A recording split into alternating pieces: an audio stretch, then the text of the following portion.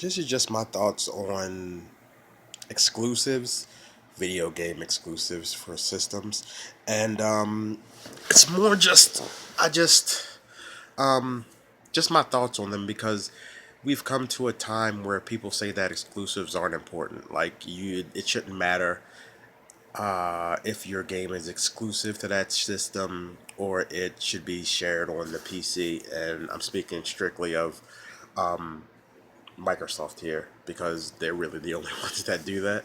Um, well, of course, Sony puts stuff on the Vita and Nintendo puts some stuff. I rarely, but they do put some stuff on the 3DS. They put Smash Brothers on the 3DS, and then Hyrule Warriors has a 3DS version. So they have done it. So it's not like Microsoft is the only one that's doing that. But I think the importance of exclusives. I've been gaming since the Atari, since well, I was born in '79. Since at least 84, 83. When I first grabbed an Atari controller, when I first saw Qbert in the arcades, I've been playing video games. I've loved video games. But exclusives are, maybe it's just it is, well, not maybe, it definitely is a psychological thing, but exclusives mean a little bit more to every gamer. It shows, I guess, they used to represent the excellence of your system when you got an exclusive.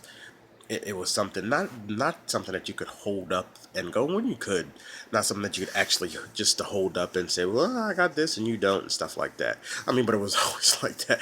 Like people were saying, like the console where when I was a kid, we would get in very heated debates about the Genesis and the Super Nintendo. So it wasn't like, I mean, yeah, we were all friends, but we definitely were like, hey, no, DJ Boy is better than fucking, Contra or whatever, or all the Street Charades versus Final Fight. So we've all had those things, man. So it didn't just start. I think the internet makes people a little bit more, a lot more of an asshole than they would be if someone was standing there.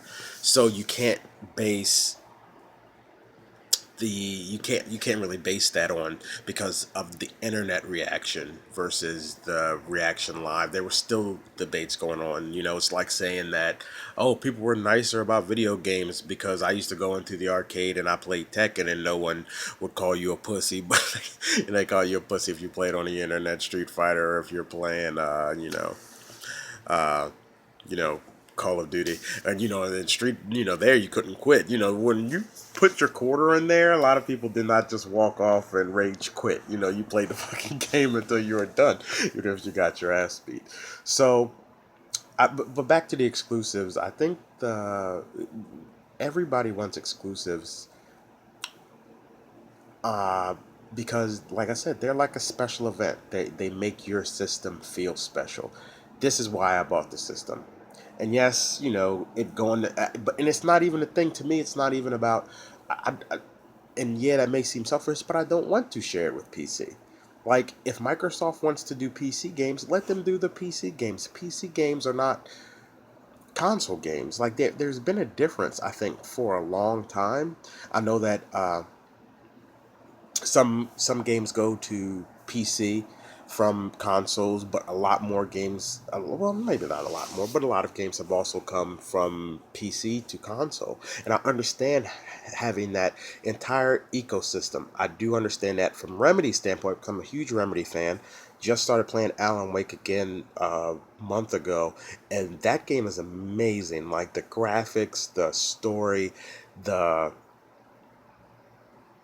just the setting, everything is great. I love that game.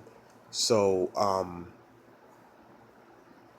yeah, I want Remedy to be successful, and if the game has to go to PC and it has to have that other outlet to be successful, I definitely understand that. So I understand how selfish that is for me wanting to be, and it's wanting it to be exclusive. But as an Xbox owner, even just a console owner, exclusives do matter, and you do want to have them to yourself, so it just makes your purchase feel better when you're playing it. It's like, okay, yeah, this is why I bought this system.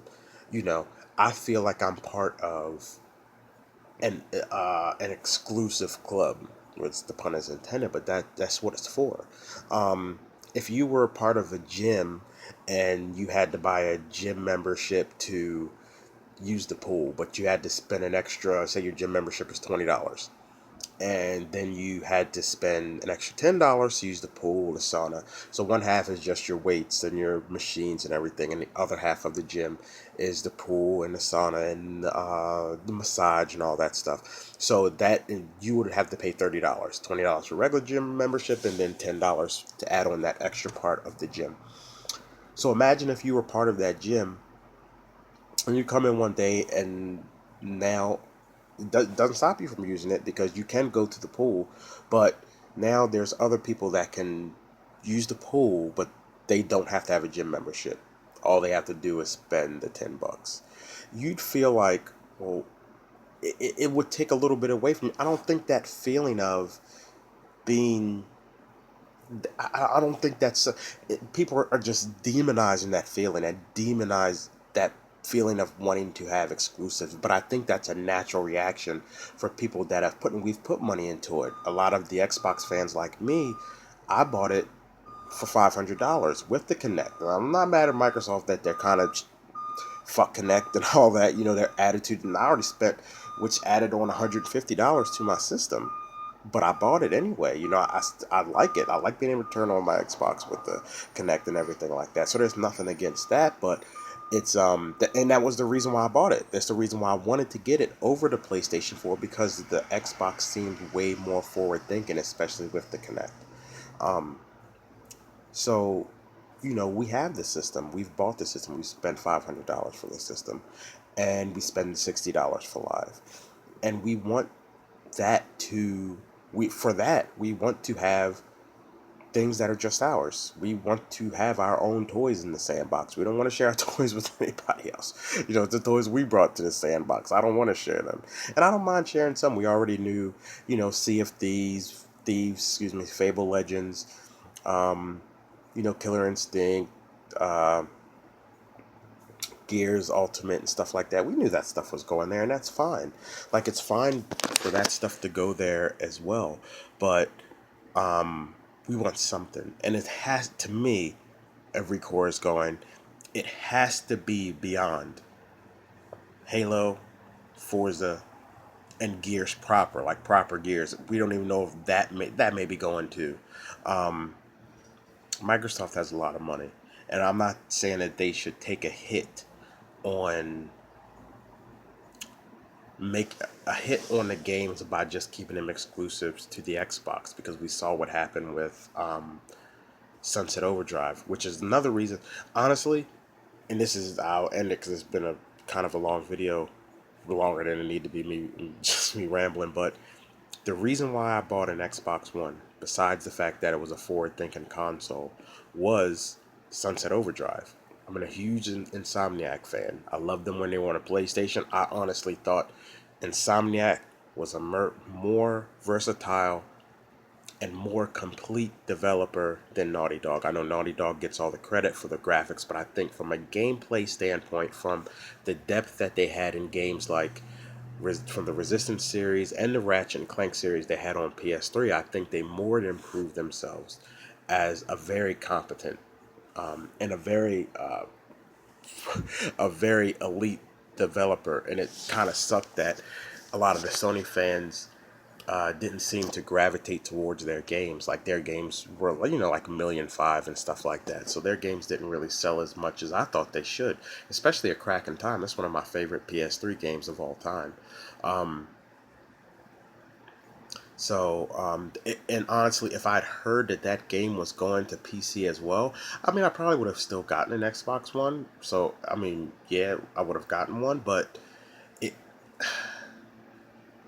I think the reason, because it was absolutely exclusives and I knew I had to get it. I think that's that, like, we all talk about that killer app, and it's not a killer app if it's on multiple consoles and or a multi-plat, which just means it's multiple platform, which means it's on the PC and it's on the Xbox, or whatever system. That's a multi-plat. That is not a killer app. I think a killer app, that game that makes you want to buy the system, has to be completely on that system. I I think, like I'm saying about Microsoft making money, I don't want the developers to lose out and them to lose money and not make any sequels. But I also think that you have to use those games to build your system, to build your brand. And you have to go, okay, this is, I'm leaving this here. This game is going to stay here, and not another Halo, because you already did Halo 5 and it made money, but it didn't jump off the gate, and it kind of fizzled out. So the Halo thing is old. It's old. You know, didn't Destiny probably sell more than Halo did on the Xbox? So it's like, you know, it's time to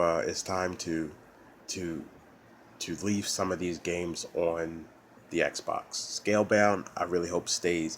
I hope Scalebound, as amazing as you guys are pumping that game up, and I'm a huge Platinum Games fan, and I mean, I've played every single Platinum Games game ever, and I love all their games. Well, besides that one on the DS they did, or they helped do with that RPG, I didn't play that one. But all the other ones, from Mad World to Bayonetta 1 to Wonderful 101, uh, Anarchy Reigns, Metal Gear Rising. So I'm a huge fan of theirs, and and Vanquish. I truly hope that that game is pushed as the game. I'm glad they pushed it back. I'm glad it's not Fighting Gears, but I want that game to be the game, the Xbox game of 2017. I think that game deserves it. I think it's worth betting on that game. A game that should be that good, it's worth betting on that. That it will put asses in the seats and consoles and homes. So I want that game to be exclusives. I hope it is. If it isn't, I'll still play it anyway. But uh, yeah, exclusives matter, people. They always will.